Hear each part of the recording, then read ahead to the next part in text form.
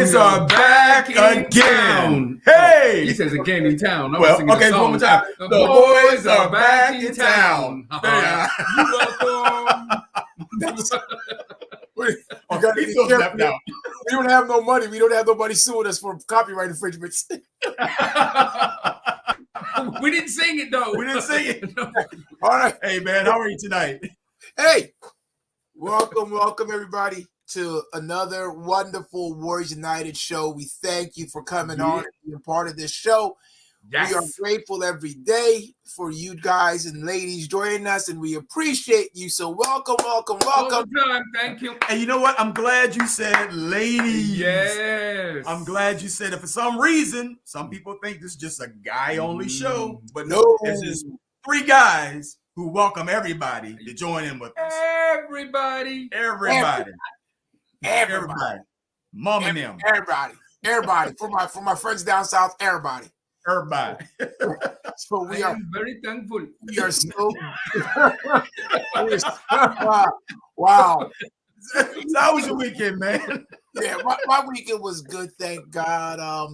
It was one of those, after 4th of July, on Thursday, it was kind of just, trying to recover from the barbecue and all that stuff on the 4th, and still hearing fireworks at night, which is kind of crazy. But hey, weekend was good. Church was wonderful. Communion service. So, can't be mad. How about you, gentlemen? First of all, did you barbecue in that 100+ degree weather? You did? I totally did. No. 4th of July, I did, but only for my fam. Okay. No. I'm sorry. No, he barbecued. One of our good friends that does our landscaping is a great guy. Shout out to Ernie. It's his birthday on the 3rd, so every 4th of July we cook him up some steak, and he came over. So my family and him, we had a wonderful time. So yeah, we did barbecue. Wow. Well, this weekend was my wife's family reunion. Well, now my family as well, and that was like a 3-day event. And it was interesting because on the 4th of July, honestly, I have to say this is the one 4th of July where I did not really want to go to watch the fireworks. I actually stayed home and watched the Macy's display on TV. Hey, no traffic, comfort of my own home, no heat, no humidity, just sitting back, chilling, watching it pop. Rupert. Plus, in my neighborhood, it was going off like crazy. No, anyway. Rupert. He was out on his front lawn at 3:00 in the morning, popping off fireworks. He was the only one. Not me. I was not the one. Oh, but church was awesome. It was just a great weekend. It was just busy, and I tell you, man, it's time to take another break. Before we go into our little message thing, but anyway, I'm just gonna show this. Of course, these two don't want to see this, but I don't mind England. England are in the semifinals of the European Championship. Yes, and I have no problem with we that. play on Wednesday, and that's conflicting because I gotta go work at the Orioles, so I'm gonna have to have your phone. I can't. You can't have your phone. No. I might have to do an earpiece. And have the phone in the back pocket. Oh, don't talk to my business. Yeah, so someone listening to me, you see me. No, you're going to be good. You're not going to do that. That's what you're not going to do. That. Yeah, it was just a joke. Because you follow the bylaws and regulations of employment. I want to keep my free job. Yes. I want to keep my free job. But look, what people are watching. Look, press the button. Press it. Share it, like it, subscribe, because everybody's been doing a great job. And as we see that we're getting more people coming on the show, we're getting people from different places, actually from different states. And continents. Yes, and number one fan in England is my sister, who's on now, but she's getting ready to go to sleep, and I'll explain to you why she's getting ready to go to sleep. So, because the topic melts in with what's happening right now. And the topic is ways to find humor in my pain. So tonight we're going to be talking about that, and it's going to be serious, but at the same time fun, because we're going to find humor in the midst of each one of us experience pain one another. And of course, unfortunately, one of our co-hosts is just experiencing some pain. We'll let him talk about it and what he's dealing with. So we'll get it up front. So as most of people know, that my mother passed yesterday morning, and as you saw, my sister Deborah. That's why she says I have Asda and Tesco shopping bags. That's like Walmart and something bags under, because she's had a hard way to go, because she was with my mom the whole time. I'm here. She let me FaceTime my mom, so I did see my mom, and I did talk to her, and I did pray with her. So you all, everybody just knows that. But I'm gonna give a great shout out to my sister Deborah. She was there the whole time. My other brother and sister, Caroline and William, they were there, but Debbie did all the hard work in FaceTiming for me and my family to see my mom before she did pass. So, and I'm going to give a shout out also to Transformation Church. They prayed for me Sunday. If you want to see the prayer, you can watch Transformation Church on TV. No, but did you get saved? No, that's a different subject. Okay. But I did feel, I felt the spirit. I felt the spirit moving in my heart.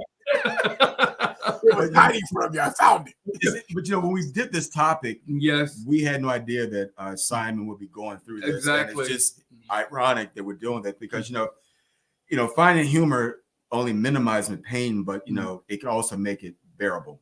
Yes, it just minimizes it so make it bearable, because each one of us, like I said earlier, have experienced pain, whether it be physical, mentally, or spiritually, and yours is of the physical. Yeah, and people can't just judge and get people wrong just because you see us laughing, because we all take it different. Absolutely. And I could go by myself, sit in the car, and you experience what you experience and do it all by yourself, because sometimes you don't want people to see you either crying or in pain, and they ask. So some people are different. I've learned to bring more people in to help me get through this. And I'm going to thank my wife, Rachel, my daughter, Simone, my son, Simon, my daughter, Sabrina, and Kirsten, Eric, and even little Samara, who got the chance to speak to great-grandmother. So they've been supporting me the whole time, checking on me the whole time. And of course, these young people right here, I said young people because they're younger than me. The support has been absolutely great. You just need friends who just don't judge you or say anything, but they're with you. So that helps a whole lot. So my happiness is that happiness because I know that my friends are there. So that's my story. And I thank Transformation. I thank my family. I thank everybody outside who text me and give me messages, FaceTime me. I love you all, and just continue to pray for me as it's going to be a long, journey through this, because in England it takes a little while before you actually get to the funeral or ever. So, but I'll keep people in touch. But thank you, everybody. I love you too, Debbie. Thank you. Go ahead. I do want to say my oldest sister is watching, which is pretty cool. So I guess both of my sisters will be watching today. So, Maisie Miller, welcome. Hey, Maisie. Welcome. Welcome. I am very happy to see you, Maisie. Jesus, Lord, help us. Okay, it's gonna be like that tonight. It's gonna be like this tonight, okay? all night. So I got my first question. Go ahead. So what is it? What does it? How do we think people view people who laugh when they're going through hard situations?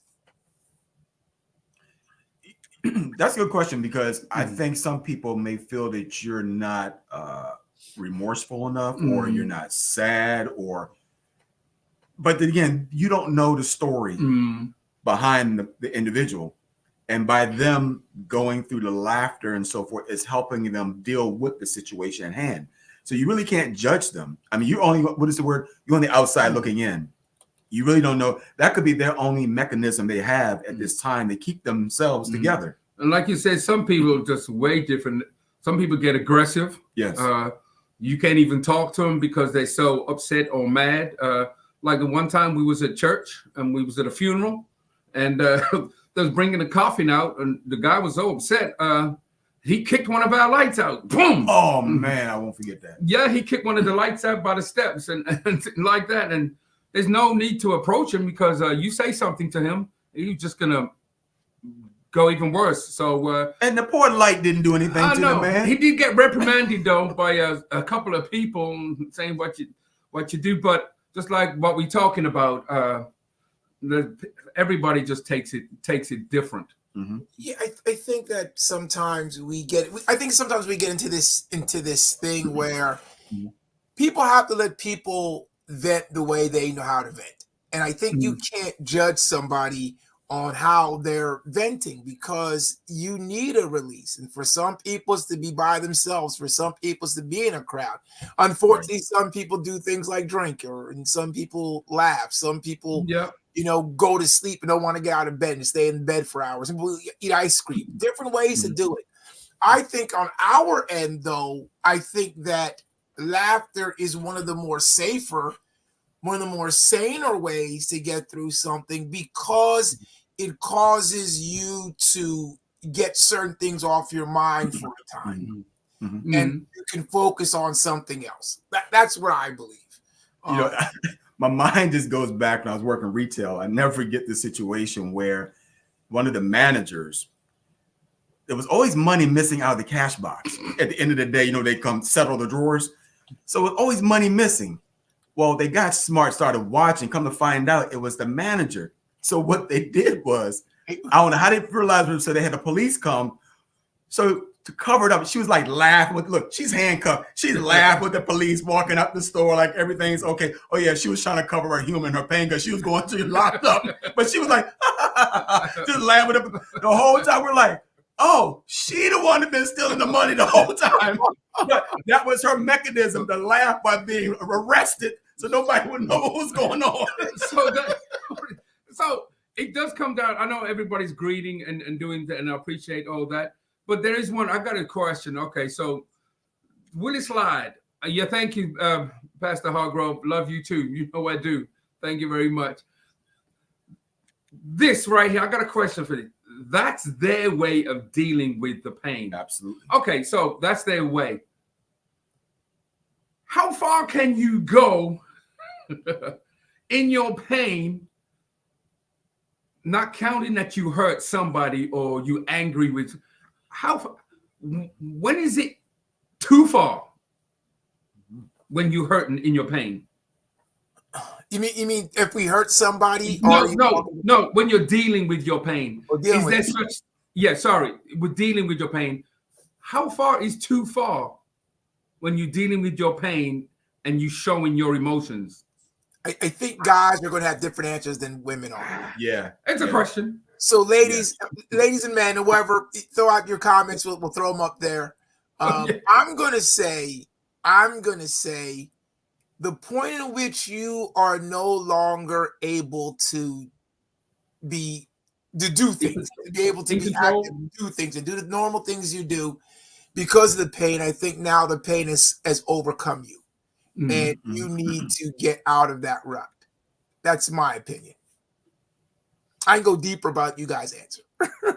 No, I agree with that because sometimes it's like a delayed reaction too, because you can be going through something right now and it's almost like you hear that word you're in state of denial. Sometimes it doesn't hit you because I remember when my brother passed, to me everything was fine until the day I went to clean his closet. I literally fell in his closet and just cried like crazy going, my brother's gone. The whole time it never really hit me until I started to touch his clothes. And that's when the whole time before it was like, laughing, joking, cracking up until that moment. Even while putting him in the ground, it really didn't click until, again, cleaning out his closet. That's when it really hit me. But that's just a different way of dealing. I'm talking about the violence, the physical. How far does one go with the pain? We know that you're in pain. We know that you just had a traumatic experience. So how far do you, a lot of us, some of us could have said we could have done the same thing too. We had a choice of doing that. we could be mad at somebody, throw something at somebody, or do something. Mm-hmm. But your choice is what? Take as long as you need. Yeah, some folks say take as long as you need, and I think I agree with that. What you're bringing out is a little bit different because you're talking about physical more than trying to recover. I was thinking about more recovering. I think my sister Maisie, and she put down here not. So it's when you were not, everything we're saying the same thing. So when you are not able to function effectively, she was saying, and I agree. And that's whether it's physical or mental or emotional. I think if you can't function efficiently, I think that's got to be, now we've got to talk. Like I've known someone who went, I think I've known someone who went, her husband died and it was years. I mean, literally years. It was months. She couldn't go back to work for months. And then it was years before she could even, not cry thinking about him. And I said to myself, wow, she really loved him. There was a great love. But then I also said, but where was your happiness? Was your happiness tied only in him?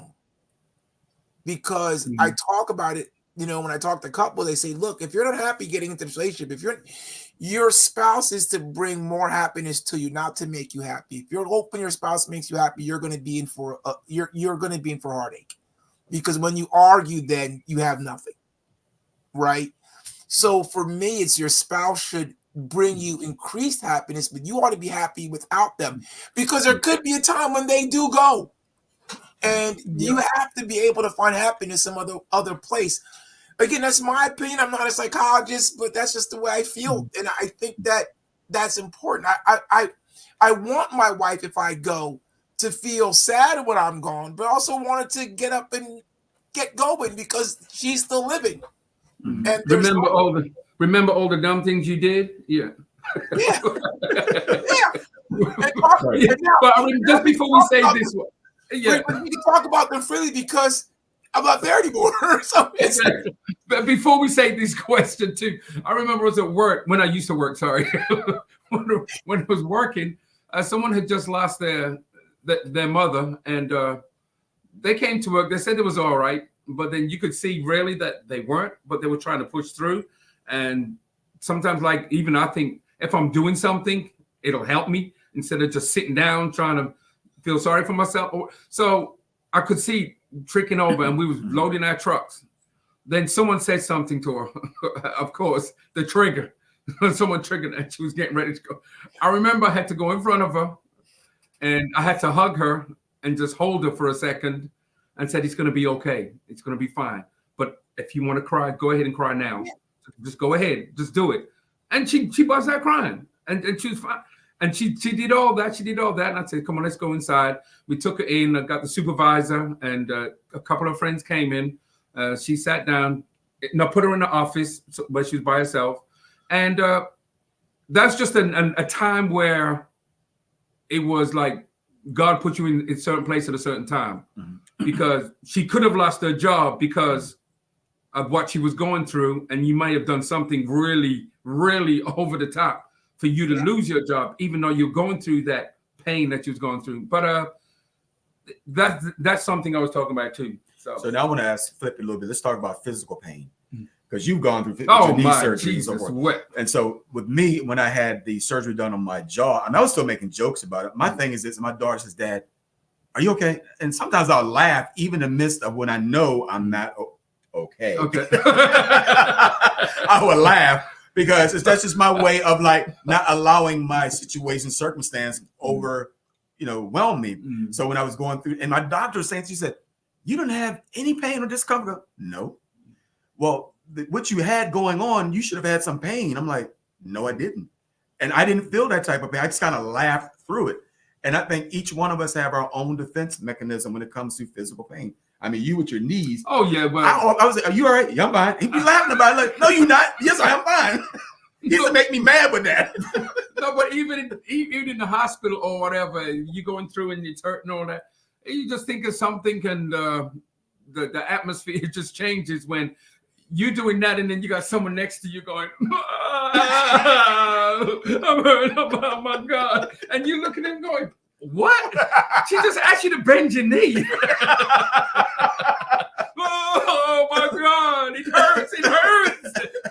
But anyway, of course, everybody's just totally different. We can go to questions. I just want to say, it's funny because I've been there too with physical pain and not knowing how to handle it. Sometimes you say different things, but I think that the best way, the best way I handle it is normally by just joking about it with myself. Just when my knees hurt, man, I'm getting old. I shouldn't be, so I'm only 55. And I'll say stuff like that, and I'll make fun, like, oh, I was getting out of bed and I hurt all the technical difficulty. So it just was crazy how, we'd say certain things kind of just to get you through the pain, because that if you take off the thought of how much it hurts or how much it just bothers you, because I think it more so bothers me than the pain, because I was such an athlete. Certain things you can't do now because of the pain. It's more so bothering me that I can't do these things now. Exactly. But okay. So we got this one. I want to talk to this one. Okay. Grieving has no season of ending. I agree. I do not. Simon, you're a breaker. You're a tiebreaker, Simon. And okay, all right then. So my brother passed, my younger brother, my dad passed. Now I'm not going to count my mom passing because that just happened, but these are years ago. These are 10, 15 years ago. Now and again, you have your moment to yourself. And people won't understand, but you have your moment to yourself. But at the same time, I'm thinking of something that they did or whatever. And thank God that still have their moments and feelings about the past. And so, but people have their moments. So I guess it just depends on how you handle it. It's always going to come back down to that. It always depends how you handle your grief. So, and I agree with that but it won't go away. It won't go away, especially around their birthdays, certain holidays, Mother's Day, Father's Day. It's going to hit you. It's like, okay, you don't have these people in your life, and so you're still grieving that they're gone. I mean, you're not. What's the word I'm using? You're not being like in a hermit state or anything like that. You're still living your life, and life is going on. But it hits you the fact that these persons are no longer there around these particular type of holidays and events. We got a lot of questions up in here. Right. But that's why I say I disagree, because I say that because I do the same thing every once in a while. Like I'll think about my dad or think about my mom, and I'll just to be sad about something, but then I perk up. I don't call that grieving. I call it a moment of grief, but I don't call that grieving. Oh, right? Okay. I understand that. From that perspective, grieving is an ongoing process that I think that sooner or later you have to get out of that stage. Yeah. Okay. And you can grieve because you love somebody, they're gone, so you have that feeling. But I think that the process of being in that stage of grief. But again, this is just our opinion. Exactly. I recall someone doing harm to herself after losing her father. Unfortunately, she was hospitalized and never recovered and passed away. She was attempting to commit suicide. Wow. Yes, some people can't just get over the grief. That's a deep stage of grieving. Yes. Just can't get over it. That's a deep stage of grieving, and that's the worry. I worry about people when they can't function. If they get to that great depression. If you don't have somebody there, like we've had people in our lives to help us, through those times, whether through laughter or through encouragement or whatever it is, you can fall in that. If you fall in and stuck in there, it is an abyss that can lead you to, i.e., death. Absolutely. So exactly, yes. my back is still hurting. You ain't alone, bro. Come on, Joseph. Joe Patterson, the lad, he says his back. Thank you, Joseph. You're not alone. He's still hurting. Oh, here come my daughter. I remember this. I remember when my dad was in a really bad car accident with my grandparents. Oh yeah, and he's physically hurt and making jokes on the stretcher. Oh, you didn't tell me that part. Wait a minute. Hold up. You making jokes? I don't remember. I don't remember what jokes I was saying on the stretcher. Gosh. Thanks, Simone. Thank you. I knew about the accident, didn't know about the joke making on the stretcher. Oh, Thank you, that's somebody. funny. Oh my gosh. I'm crying here. But that is a way to get through what's going on, right? Because Yeah. I did the same thing when I remember when I was in the hospital for COVID. I did the same thing. I was making jokes, but in my heart, in my mind, I was like, man, this is serious. I might not get out of here. But I made jokes. Look, I'm surprised Anita hasn't typed this one yet. But I remember when she was in labor, we were going to the hospital. I stopped and started talking to a friend of mine that I saw. while she's in labor, we're in the hospital. She's like, no, you didn't just stop talking to somebody. That was the way I was coping with what was going on, because it was like overwhelming. And this is when Holly was being born. Oh, it was cold at night. And she said, this man, he gonna stand here and talk to somebody. Yes, I did that. I'm surprised she hasn't. But wait a minute. You had the happiness and she was in pain. So that doesn't balance. There you go. It don't balance. It doesn't. But he's lucky that it didn't reverse you and hit him upside his head with something. I would be like, woo. That's funny. Oh my God. Yeah, okay. All right. There's more. I must see a pain management doctor.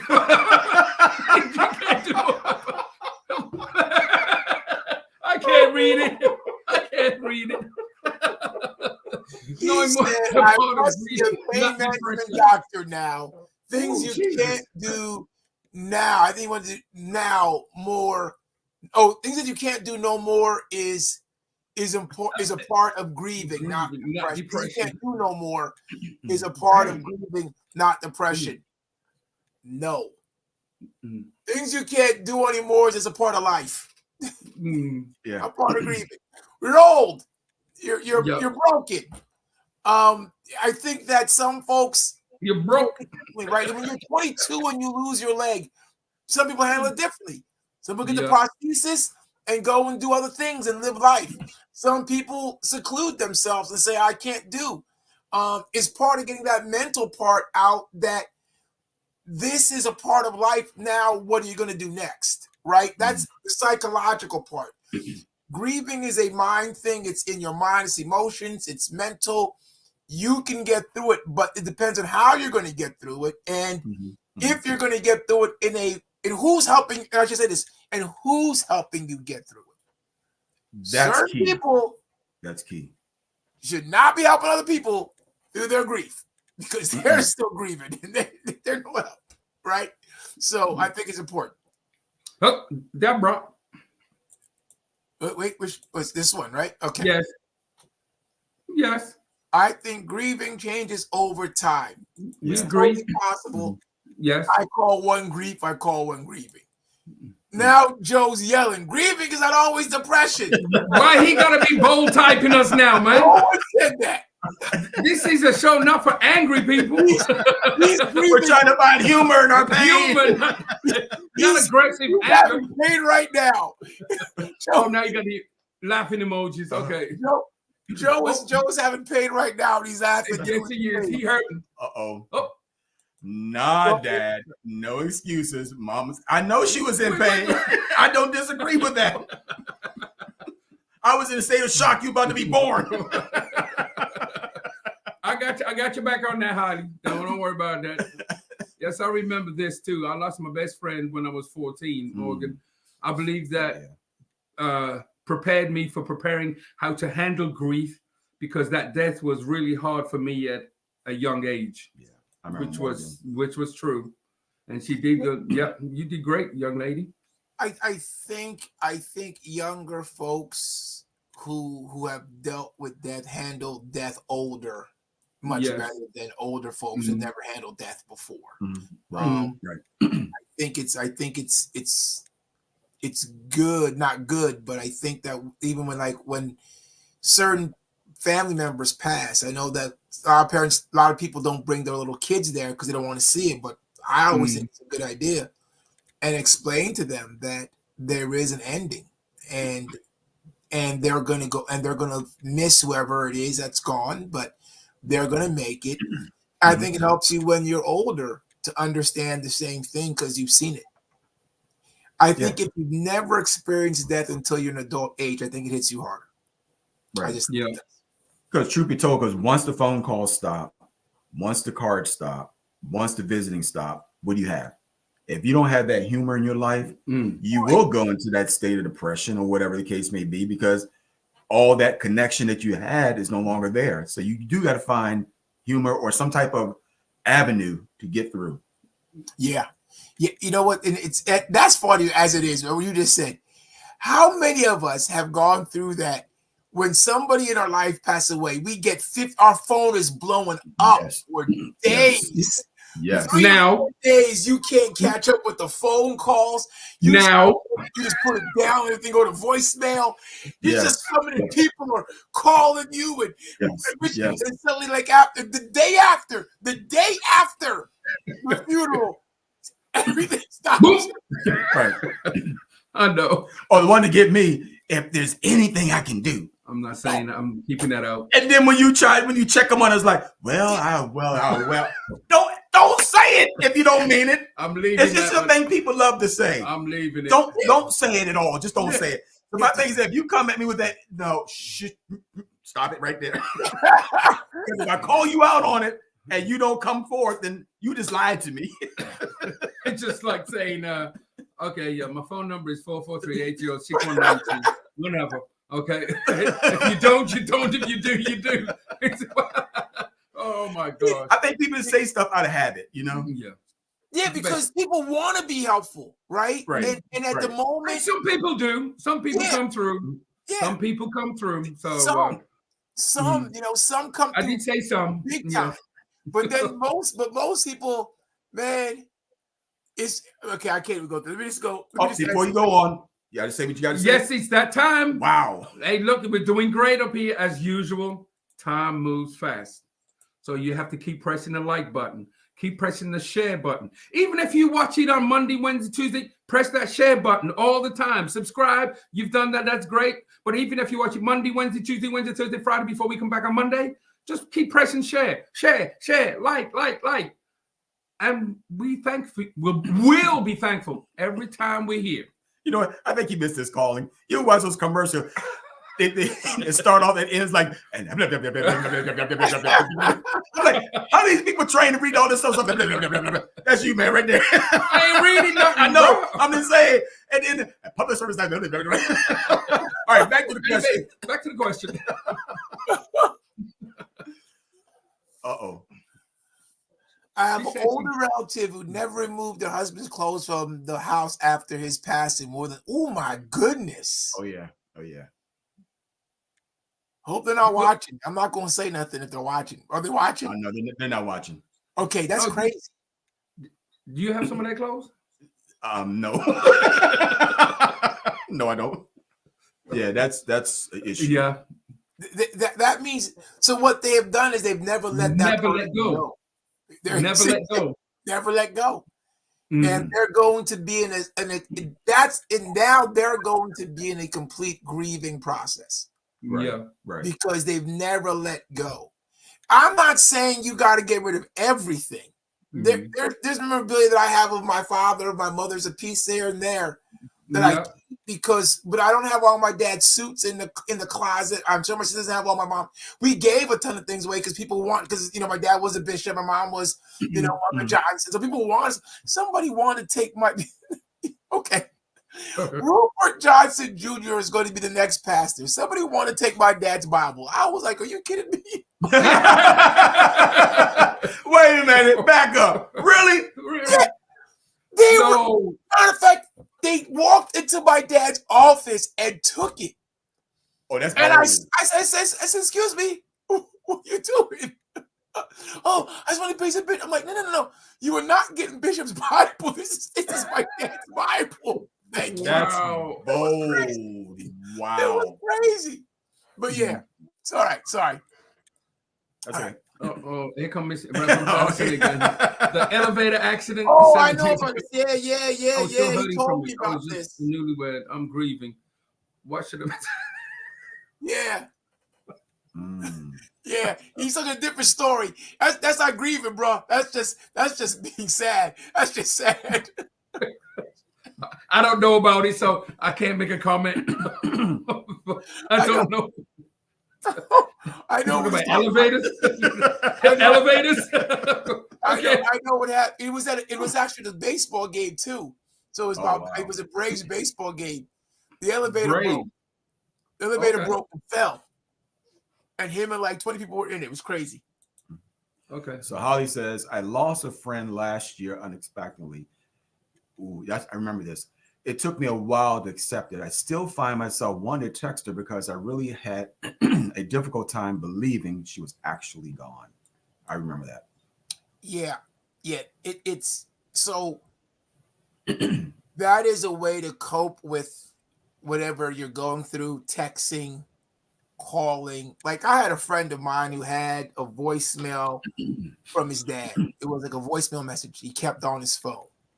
And he said, just whenever I just felt like hearing my dad's voice, I played it. Nothing wrong. That's not intense. That's not intense grieving. Right.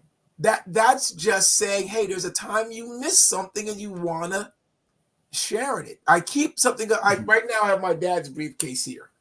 And I was very sad when my basement got waterlogged because it got waterlogged. Yeah.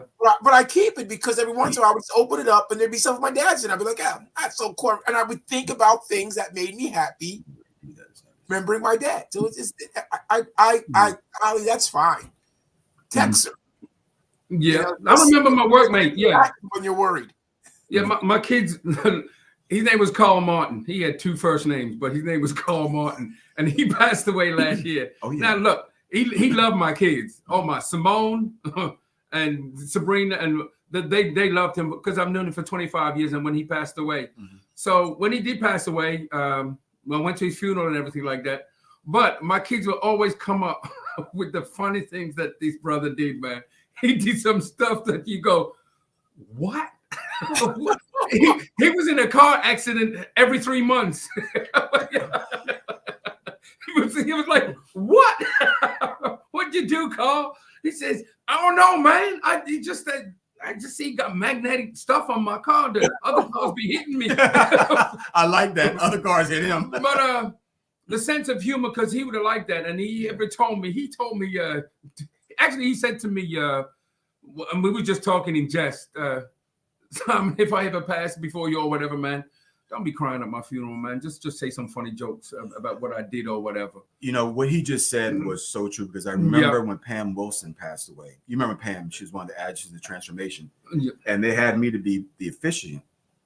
And I'm like, and I remember what he did. He said, go and take a look at her now. Yeah. Just to get it out your system because I knew the job I had to do that service. And when I looked at her, because she died suddenly, and I had to put myself together, and I had to literally bring humor into the service. And that was the most challenging service I think I've ever had to do because I knew this person and how she died just like that. So check this out. Try doing your dad's and your mom's funeral. I did both of them, homegoing. But the great thing about church is that, especially Pentecostal church, right? We worship. Yes, that's the saving grace right there. Yes, it helps you through that because again, you forget about where you are, what you're doing, and you're looking to God and you're saying thank you. So, I thank God for that because people say, "How did the church do it?" Worship God. You know, it was just the fact that I knew that my dad was a worshiper, my mom was a worshiper, and you just worship God and let everything else fall where it may. But it was awesome. Yeah, Skip. Yeah, I do that. I do that now. So I'll be talking with my sister. So we do that all the time. So I appreciate the comments. Skip. Saying, okay, laughter during death. Oh, now this is a person, right? This is the person who takes care of funerals. So when you see him, don't smile until he say something. Laughter during death or physical pain releases endorphins in our brains that helps to bring peace during stressful times. That's true. Yeah, That's well, like true. I said, he had to know that because his job. So, yeah, but well, I'll tell you this right now. One of the funniest people I know was a mortician. They got jokes for weeks.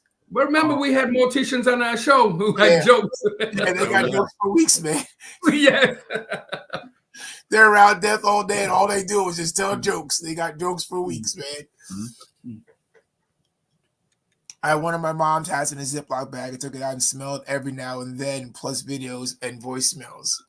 Well, that's, again, it sounds funny, but that's cool. To me, cool. Great. That's what you need to do. It's cool. He says plus videos and voicemails. Yeah, it is something that sometimes we need just to say, hey, I don't want to forget this person. I don't want to forget the smell.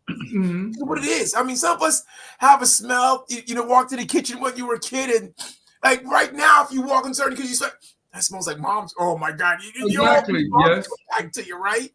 Yeah. So it is important to have that stuff, and just like it is laughter. Like my dad was a funny man. Both my sisters are on right now. My dad was hilarious. If people who said that, I know Bishop was funny, I was like, well, yeah, because you didn't hang out more than 5 minutes with him. Yeah. My dad was hilarious. He used to crack on you. Literally, he was the reason why I think me and my siblings all make fun of people and laugh, because he made fun of us. One of the big things he would do is if you were preaching at church and you said something that was way off, he'd be like, hallelujah. You would hear that, and all of us would know, oh, that guy just said something wrong. So he would do it. Bishop Senior was like that, though. Bishop Senior could publicly say that over the microphone and put a joke, and he's like, he talking about you. Oh, Bishop. I think it's why my father and Bishop Senior got along, because they both were jokesters. Bishop Senior talked to me the first time he met me. He said, "Are you saved, son?" I said, "Yes, sir, I'm saved." The next 20 times he met me, "You still saved?" Yeah. Sounds like Did your sister now? She got you. Laughter is critical. When I had a car, okay, I talked about this yesterday at service. My car flipped over several times when my dad Rupert came to the hospital. Rupert came my bedside. I said, and I quote, "Deb, if you wanted to be, where's the rest of it?" Where's the rest of it? She's finding humor in this. I'm not giving you the rest of the story. What did you really say? I forget what I said. You was gonna say, I guess she's still typing it. But yeah. So here it is. Stunt person. A separate. Yeah, I did say that. Oh wow. Yeah, I was teasing her. I was teasing her because the car flipped over multiple times over the road. So I got to like, if you wanted to be a stunt person, you just told us. Why just going out there and doing it? And that was the way our family coped with a lot of things, because everybody, even my mom, was funny. We just coped through laughter. Laughter was a way that we did things because we knew that it would make you forget about where you were for a moment. Exactly. For a moment. Right. She's right here. Well, you don't even think about the physical pain after you make a comment like that. Do you think people can be classified as being insensitive because they're laughing at a situation and they think they don't care? Or what do you think? Yeah, I think people can be. I know I get that sometimes. In fact, somebody left my church because of it. A member left my church because they thought I was immature. I was being insensitive because they said to somebody, "Oh, this is my pastor." Now, remember, they have not been to church. This was during COVID for 3.5 years. When we opened our door, they have not come back. And they introduced me to somebody. "Oh, this is my pastor." This way, okay, I'm your pastor. And just said it. And they were like, and I told them, I said, I was just coping with the fact that instead of me saying, "You haven't been to church forever. What are you talking about?" I just laughed and said, "Okay, I'm your pastor. Cool." It was me coping with the situation instead of being. Mm-hmm. But they took it the wrong way. So yeah, they took me. So I said, okay, I understand. God bless you. Yeah. Enjoy. We find that a lot, though. So you can still be you, and you can still joke around with people, but some people don't have the same mentality or whatever as your joke and may take it wrong. And you really didn't mean to say anything wrong, but it just happens that way. Some just different. Especially nowadays, now you really have to watch what you say, because people can really take offense to even a little tiny joke, and you like, you was good when we said it, and 2 or 3 days later, it's a different conversation. It was funny. You guys, yes, yeah, bro, we buffering. We're experiencing some type of technical difficulties. I don't know what's going on, but we apologize to our studio audience. But we are being happy while we're having pain. Yeah, I'm not buffering. I'm good. Well, how do we know that? You're welcome. How do we know it's not you, not us? It could be. Exactly. Matter of fact, who is buffering? Somebody tell us who's buffering. Everybody, let us know who's the one buffering. Is it me or them? I just need to know. I think it's you. Anyway, say your statement, please. But even at work, sometimes when our coworkers go through like a difficult assignment, I go, just laugh. I go, I'd rather laugh than be crying, because I know the task can be great. I'm going to laugh about it. I'm not going to get so down and depressed, because it's going to make the situation worse than what it is. Just laugh about it. But in your own mind, I guess the three of us, could you picture you not being happy and taking the aggressive way? No, not me. That's what I'm saying. I can't picture that neither. Yeah, so I couldn't picture me. I mean, I have been aggressive in my pain. That's normally by myself. Yes. Yeah. Right. In the public, I wouldn't do it. Very rarely do I even get angry in public. If I do, it's a rarity. Me and my sister might go at it. Me and Deborah, when we were kids, but I just can't be aggressive. Because again, I always revert to this person do anything to me. Right. Mm-hmm. So why am I putting them through this hell right now? Exactly. So are you saying the same thing when you're on the highway? You're not aggressive and you're driving, or you just calm? No. Look who asking you that. Right, Ruben. Anyway, look who asking you. Anyway, I know, Mr. Every 5 minutes got something to say. Every 5 minutes while he's driving, got something to say. I hate. If you call him when he's driving, the first thing he says, "Don't do it. I hate this traffic. I can't stand it." 495. Get that flashback right now. This is a highway from hell. It is.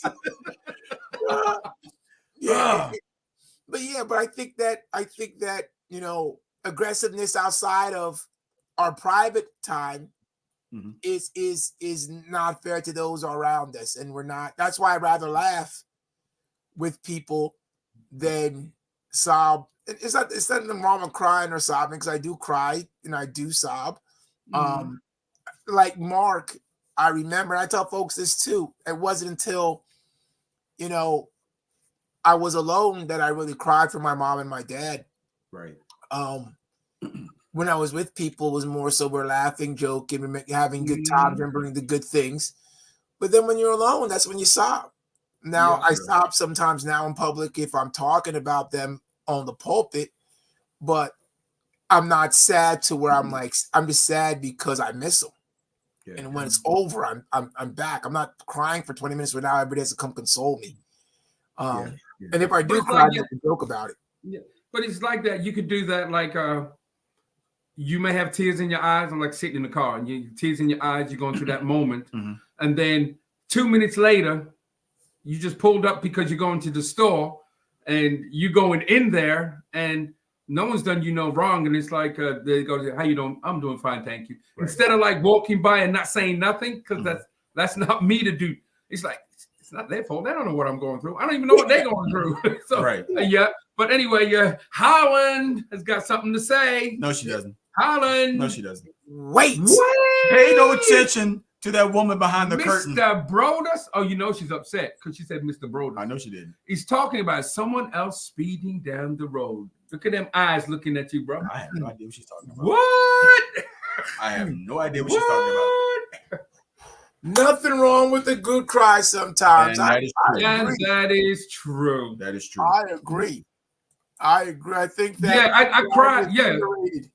Actually, just before we got on the show, I cried when Ken said he rode for 15 miles on a bike. I cried. He said he rode. He said it was nothing for 15 miles. Yeah. I cried. I cried because of the arrogance of him trying to pass that road that bunch of malarkey on us. That malarkey. Exactly. 15 miles. It's just another. Yeah, some of y'all know when it comes to sports, don't talk to Ken.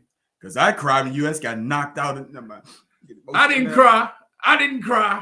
Emotional right now. I didn't cry. Okay. So, cry. No wrong with cry. What, in honesty, what was the sports movie that you cried? Oh my God. Brian's song. No. Brian's song. That wasn't mine. What was Simon? The Champ. The Champ. He was a boxer. His father was a boxer. And at the end, he was fighting and he died. And the little boy was trying to wake him up, man. That one got me for a second. He got me like, come on, Dad, wake up. It's like a 5-8 minute scene, but that was me. Brian Piccolo Gale series. Brian's song. Wait a minute, but see, he's trying to see that was his. This was mine. Now ain't gonna tell me no. Wait, what is that? I didn't say nothing about his. You're gonna tell me no. All right, go ahead, Rupert. I don't know if you remember the movie Rudy. Yes. But in the movie Rudy, when they were coming and putting their shirts on the coach's desk, right, saying you give my number to Rudy, I was like, oh my God, that's so cool. I was bawling. I was like, oh my God, it was that movie. Okay, so that's what. Okay, so now, what event, whatever event of sports or whatever, did you see, watch, and say, and start to cry because it was something special to you? Oh, something special. I'm gonna say, oh, dang. It could be a personal thing, or it could be something that you actually cried, but not funerals. Don't do funerals. Something, an event, a celebratory event that you cried at. When both my kids graduated from college, to see them walk across the stage, I cried. That's a good one. That's a nice one. Now you said that. Anything to do with my children, I cried. No, he's saying that. No, because it was all for me. Proud. Yes.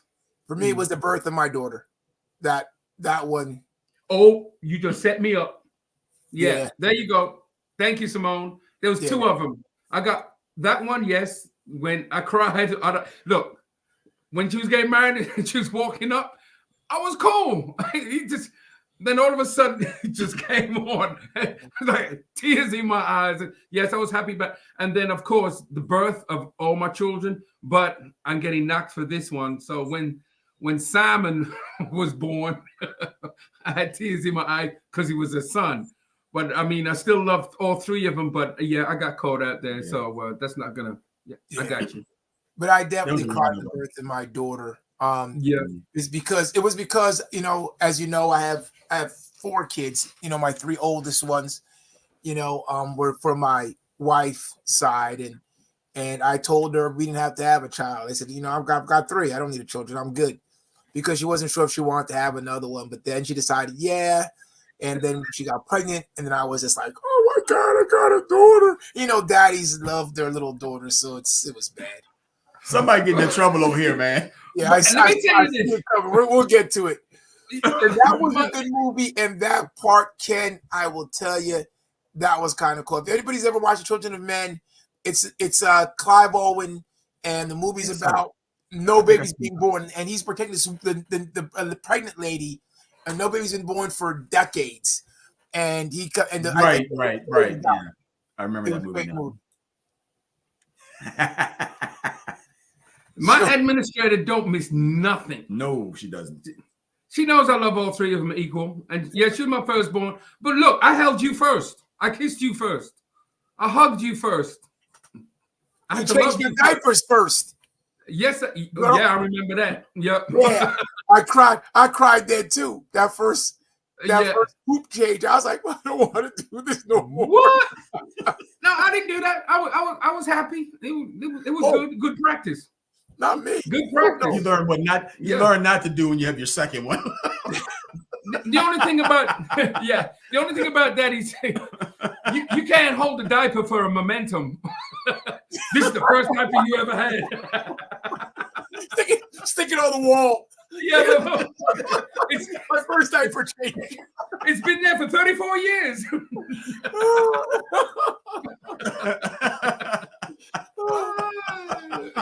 Oh, but she's getting you, man.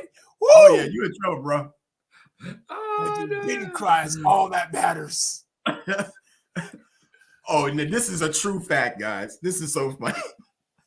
We dropped Holly off at school. Okay, this is Anita. Whoa. She was bawling. I was like, woman, get in the car now. We're driving away from campus. She's still crying and waving. Holly's like this. Bye. Ruben, wait a minute. See, this ain't gonna fly by me. Wait a minute. We got 2 minutes. This ain't flying by me. He didn't say, Anita, get in the car. He said, woman, get in the car. But you know what? I need to hear Anita's story. I don't think Anita heard a woman get in the car. She would have stopped crying. Anita, she didn't hear me say that. Anita, because look, I wanted minute. to get down the turnpike. Anita, you got 1 minute, Anita. Type that thing real quick, please. She's saving up for next week. That's all. No. Type it now. I implore you. That is funny. We got 2 minutes. Oh man, because I didn't cry when Malachi got dropped because he wasn't that far. I know I was gonna go watch him play soccer on the weekend, so I wasn't upset about that. But she cried with that one too. He said it.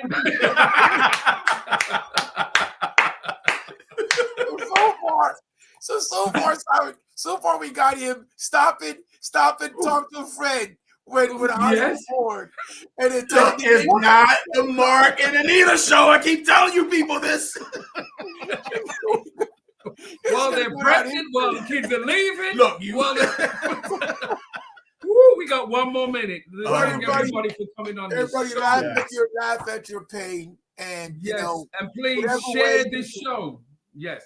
Whatever way you can grieve, and I'll let those guys finish out, but whatever way you can grieve, any way you can get through it, know that God is with you. We love you. Gentlemen, put us out.